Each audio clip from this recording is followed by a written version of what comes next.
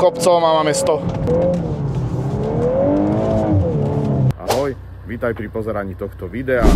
Daj like práve teraz, komentuj toto video, zdieľaj so svojimi kamošmi a keď ma chceš podporiť, tak hoď subscribe. Ďakujem za podporu.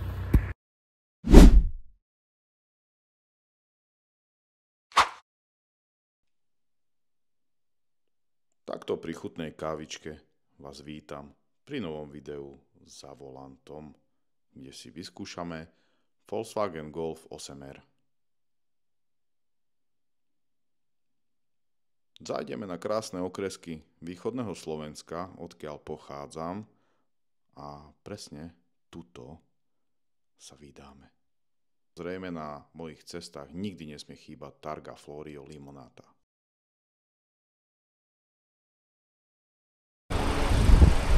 Dobrý deň.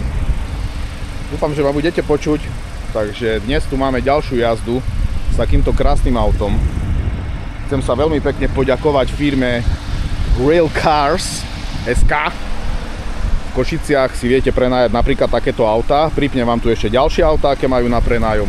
Takže pokiaľ sa chceš troška zabaviť, alebo ti chýba nejaké auto, že si mal nejakú poistnú udalosť a podobne, tak určite ich kontaktuj. Dá sa tam poriešiť aj nejaká cena. No a majú rôzne autá, či už takéto športovejšie, pozri, slniečko vyšlo. Ďakujem, pane, za toto tu. No a na realcars.sk si vieš pozrieť celú ponuku vozidiel. No a ja si idem s týmto autom zajazdiť. A kde by ste vy zobrali takéto auto? Ja ho beriem na krásne okresky, aj keď počasie je také, aké je dosť premenlivé. Vyzerá, že sa trhá už oblačnosť, čo je fajn. Prestalo pršať. Extrémne fúka vietor, takže dronové zábery asi dnes vynechám a idem také kolečko, že idem, že Bidovce, Banské, okolo Domaše, smerom Stropkov a potom pôjdem smerom Humene, kde chcem si urobiť nejaké stredko so sledujúcimi, takže možno bude aj tam mať videjko. No a poďme k autu, je tu, ale o aute si poviem jeden vnútri, Janovi Fusekovi, ktorý robí skvelú prácu a má takéto knižky. No a tieto knižky obsahujú, ako môžete vidieť, sú to okresky a obsahujú rôzne cesty po Slovensku. K tomu si ale urobíme samostatné video. No a my sa pozrieme tu. Toto je môj kraj, kde bývam, kde žijem, čiže Herľany, Banské. Toto je asi konkrétne možno, že aj Betliar a podobne, hej. Takže máte to tu všetko spísané na etapy, takže určite odporúčam okresky. Ja podľa okresiek chodím Chorvátsko každý rok, tento rok poviem tretíkrát. Takže ideme na to. Dobrý deň. Dobrý deň z paluby. Odbočte doprava. No ale ty mi tu nebudeš rozprávať, moja zlatá. Ty budeš ticho. Vítajte na palube takéhoto krásneho auta, ktorý sa volá že Volkswagen Golf 8. generácie vo verzie R. To znamená, že máme tu najlepšiu na tú dobu, najlepšie technologické veci, najlepšie technológie, okrem tohto infotainmentu, tohto SOS systému, ale o tom potom. Uvidíme, či nám to niečo ukáže. No a máme tu 2-litrík TSI, označenie EA888, Evo tuším, čiže už nejaká evolúcia prešla toho motora. Tento motor sa začal dávať ako jeden z prvých aut, ktoré to dostalo. Sa mi zdá, že to bol tuším 6-kový Golf R. No a je to skvelý motor. Mal som ho v Cupre Leon, takže viem asi na čom som. A má to 235 kW, 320 koní, 420 krúťak. Má to režim launch control, zrýchlenie z 0 na 100 je pod 5 sekúnd. Takže toto auto je vo verzii hatchback. No a nemá to Air Performance ten paket, čiže není tu Akrapovič ani nič, ale aj tento klasický výfuk má veľmi dobrý zvuk. No a krásne to ťaha. No teraz má to krásny ťah, lineárny. Má to letné pneumatiky, také, že je troška viacej zjazdené. No a uvidíme, že ako sa to bude správať. Ja tieto lane assisty a tieto veci som si povypínal. No a ideme si zajazdiť okresky, tak ako som hovoril, podobne ako podľa tejto knihy. Máme mokro, je síce teplo, 13 stupňov, ale je extrémne, že mokro. Snáď už nebude pršať. A začíname v Bydovciach, ideme smerom na Herľany ring, takže tam si to určite užijeme, samozrejme v rámci možností. A potom pôjdeme smer Vranov, okolo Domaše na Stropkov a následne v Humennom sa stretneme s nejakými fanúšikmi, odovzdáme im tam nejaké veci. Mám tu Targu Florio ako sponzor požadu. Určite si dám po obede, teda neskôr troška, keď sa budem vrácať, nebudem už nahrávať videjka.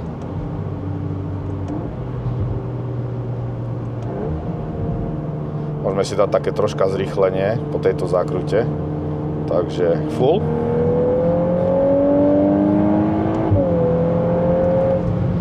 Krásne to ťahá. Tie TSIčka sú brutalitné motory. Rozmýšľam, že ešte si toto zmením, asi tak, jak to má vyzerať. Toto je R-kový režim. Páči sa mi hneď v prvom rade, že vidím tú veľkú zaradenú rýchlosť. Tieto bočné informácie sa vedia zmeniť. Toto ináč sa mi nepáči, že keď pridám a ono mi odporúča, že mám dať 7. No ja nedám 7. Ja nechcem dať 7. No a tým, že to nemá R Performance paket, tak chýba tu na režim, kde race sa dá ešte rozkliknúť a je tam Nürburgring a drift. Čiže toto auto nemá drift režim, ale má to, aj tak to je proste hravé na zadnú nápravu, takže to si ukážeme potom na streame, alebo vidíme, keď bude priestor na to, tak určite niekde to môžeme hodiť, ale je to dosť nevyspytateľné, určite na takejto ceste to neodporúčam robiť, lebo je to také, no není to proste zadný pohon, hej, nie je to BMWčko, je to proste štvorkolka, takže stále to tak divne to tak hádže, hej. No poďme na to, let's go. Dáme si let me start, jak sa hovorí, nejde nič, máme launch control.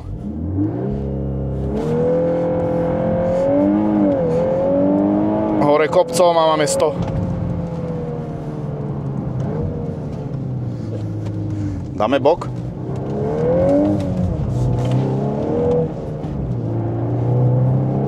Mám všetko vypnuté.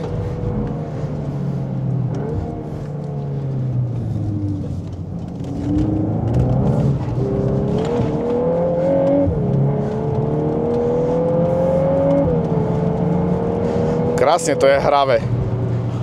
Fú, začína zase pršať. Ja to tu nebudem určite bombovať, lebo máme také gumy, aké máme. Ale užijeme si to určite. Je to strašne nevypočítavé, ako dobre pri takom jemnom zošľapnutí plynu je to fajn, lebo hodí ti to proste zadok. Je tu zaujímavé to, že je tu torque splitter, to znamená, že na zadné koleso, ktoré vie to preniesť proste výkon, ktorý je určený na zadnú nápravu, až 100% na jedno koleso, hej, na zadné. Čiže ja keď idem pravú zákrutu, tak mne preniesie výkon na ľavé koleso a tým pádom nás hodí do šmiku.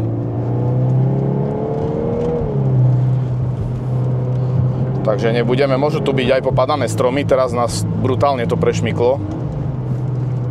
Budem sa snažiť ísť vo svojom pruhu, aby tu neboli zás dajaké deti tu nevypisovali.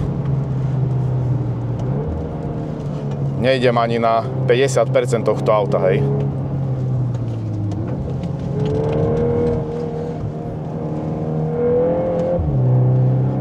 Je tu dosť úzka cesta, je šmykľavo.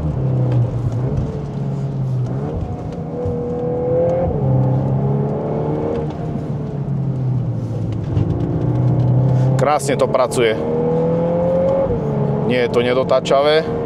Hopa, hopa, hopa. Presne toto som hovoril. Presne toto som hovoril. Fú, kamoši. Presne toto som hovoril. Nie je to sranda vôbec tu nachodiť po týchto kopcoch.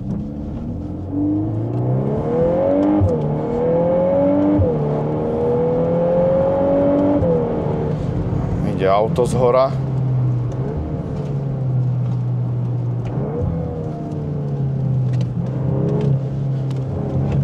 Môžeme tu dať do jednotky.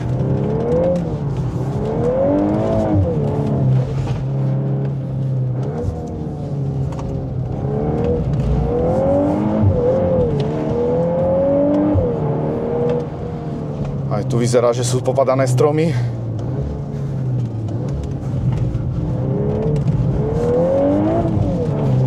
Krásne to ide.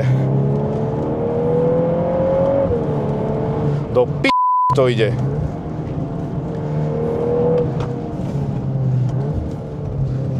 Tu zvyknú tiež padať stromy.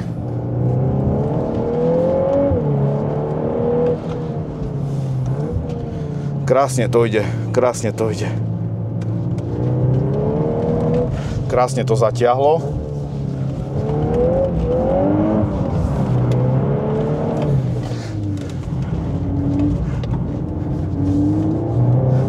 Tu som mal dvojku, to bolo zle.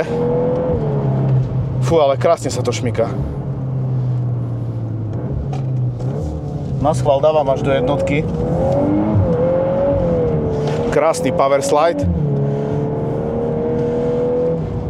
Tu nejdeme určite rýchlo, lebo tu je veľký rigoľ. A hovorím, sú tu také pneumatiky, že sú letné. Sú zjazdené a musím... Krásne to ide.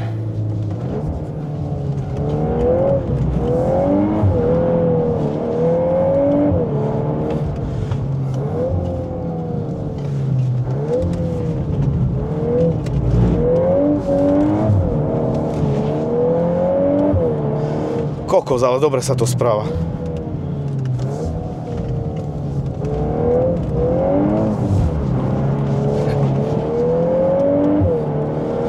Čo ti... Tak toto jak ide? Krásne to ide. A tuto už je rozbité. Fú! Ja si myslím, že toto by sme si mali dať, kamoši, ešte raz. Toto by sme si mali dať, kamoši, ešte raz. Nevedel som, čo mám čakať od toho auta. Keďže teraz to bola moja taká prvá ostrá jazda. Ide to, že brutalitne dobre. Krásne to je vypočítavé. Troška v zákrute, troška pridáš, aby ti to vlastne zaznamenalo to zadné jedno koleso, kde má preniesť ten vektoring toho krúťaceho momentu a potom to zašľapnúť a vtedy to ide krásne sa s tým dá ísť proste bokom. Ja som nezažil to, klasický Haldex zďaleka není taký, zďaleka. To tu funguje. Toto je, že top. Akože som veľmi milo prekvapený z toho, jak to ide. Musíme si dať určite ešte jednu jazdu, samozrejme v rámci možností. Je mokro, je relatívne chladno, takže šmíka sa to. Ale išlo to, že fú, akože fakt, že klobúk dole. To som veľmi prekvapený. To moja Cupra mala klasický Haldex a ona zďaleka, ale zďaleka takto nešla. Zďaleka, vôbec. Že vôbec. Tam to bolo nevypočítateľné, ale tuto je... Na začiatku videa som povedal, že je to nevypočítateľné, ale je krásne to išlo teraz, fakt. Ja som možno išiel na... Nebol som taký odvážny až ako teraz. A možno, že preto som si myslel, že nie je to také, ale je to krásne, dá sa s tým ísť proste bokom pekne. A to nemám zapnutý žiadny drift režim. Takto sa správa reálne to auto. Takto sa správa reálne auto. To auto nemá drift režim. Fú, akože veľmi milo som prekvapený. Začínam troška ľutovať, že som si nekúpil nový model RS3. Krásna paľba. Dáme si dole troška okno, možno bude počuť.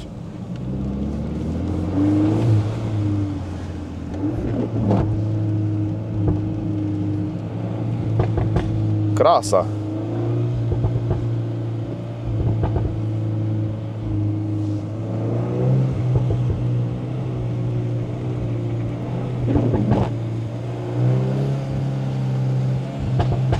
Krásne. Či kokos. Takže krásne to ide. No, takže ja som fakt veľmi milo prekvapený, že ako to ide. Musel som si troška natiahnuť krk. A no, začínam asi troška ľutovať, že som si nekúpil novú RS3 v krátkej verzii, ne v limuzíne, s týmto presne diferenciálom, lebo ja som toto auto testoval, tuším, 2-krát, ale tak bolo to v rámci nejakých skúšobných jazd a nezaviedli nás na takéto cesty. Nebolo mokro, hej, bolo proste leto. Fú, ale toto bolo, že riadny masaker. A čo ten zvuk?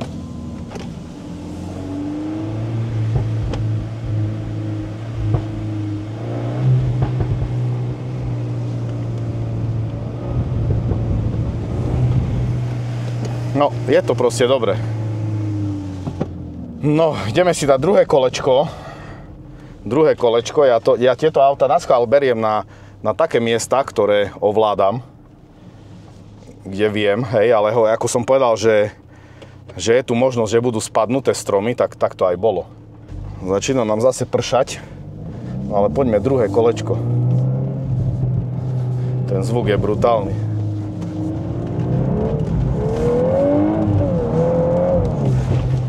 Krásne to ide.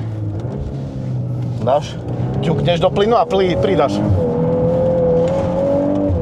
Už keby som držal volant, už by sme boli hotoví.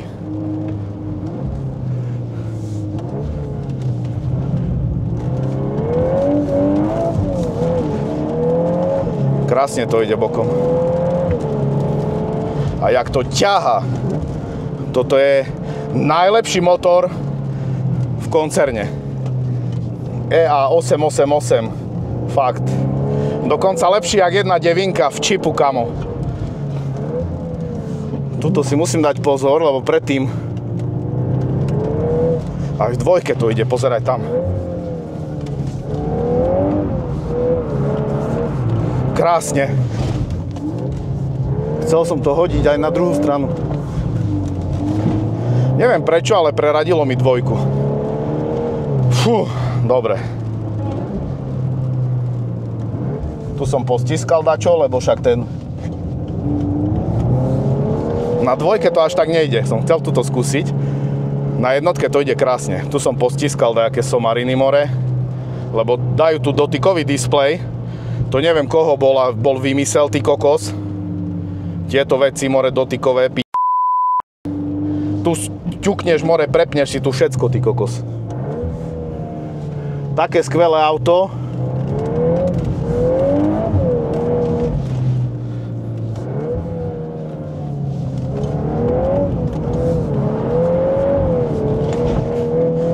Teraz to bolo už také. Odľahčilo mi to koleso.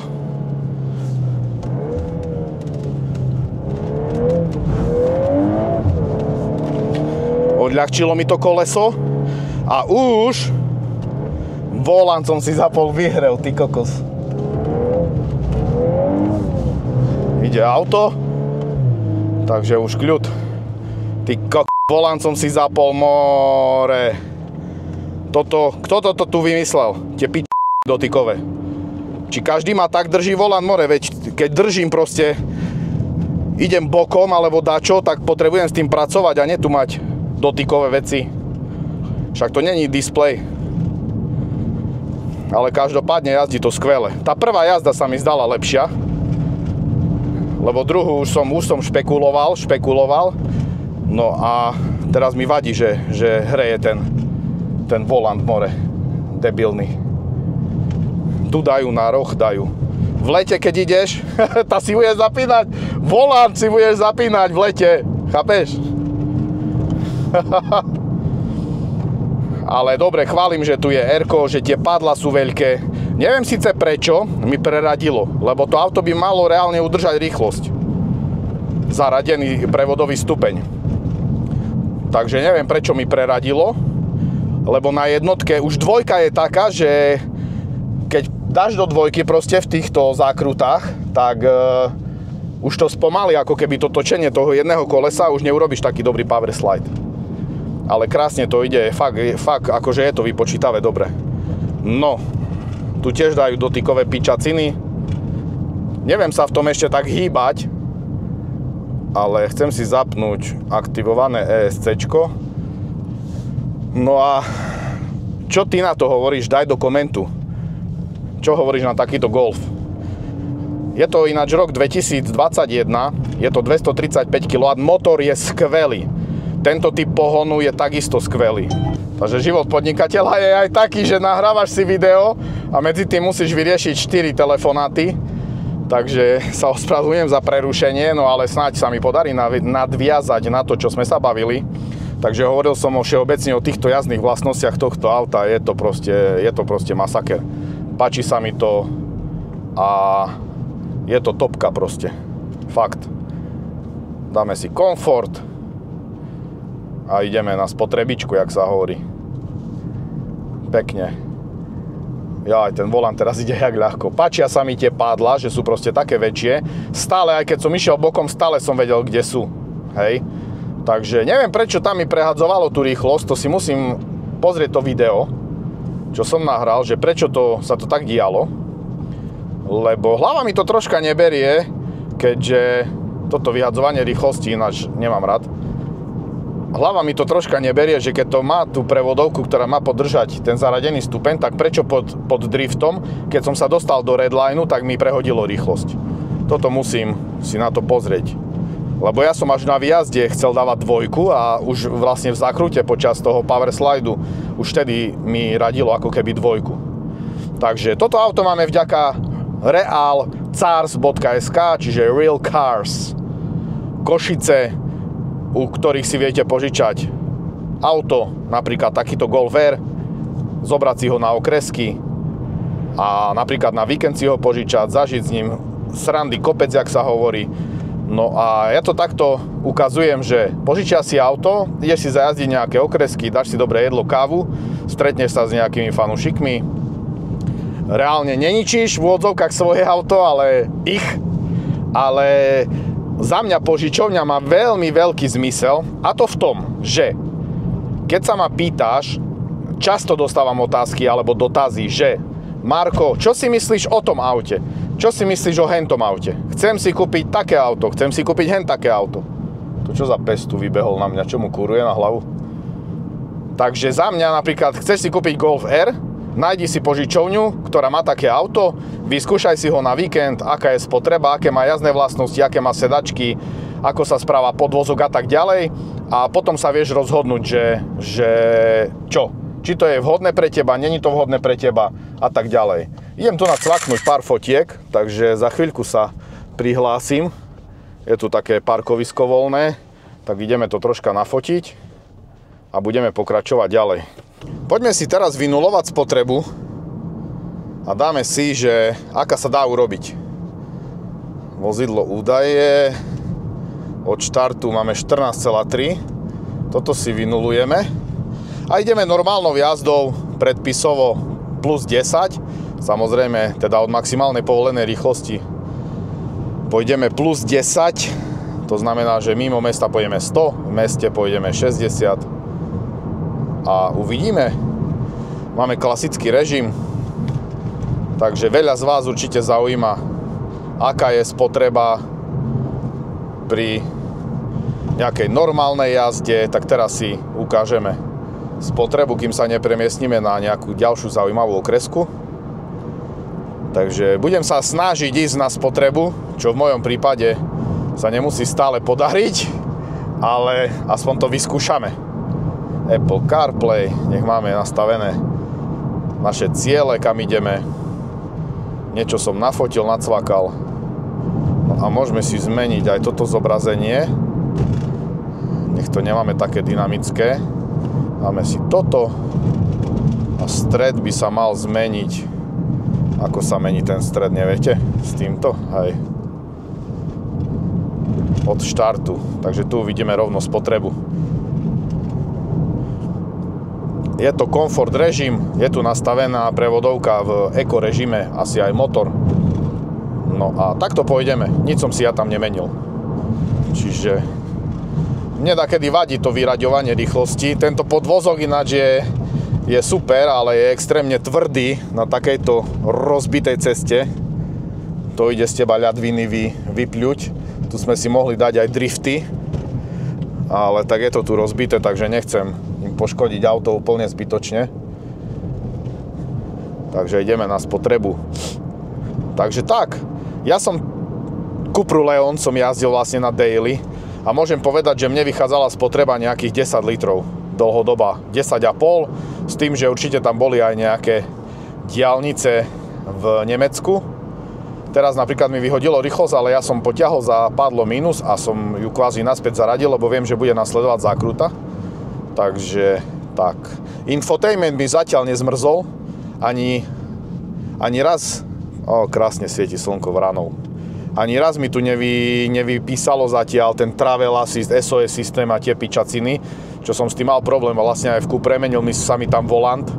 Predtým som s tým mal problém. Štvorkovej oktávy, to sú identické veci. Identický infotainment. Takže tak. Na dronové zábery to zatiaľ nie je.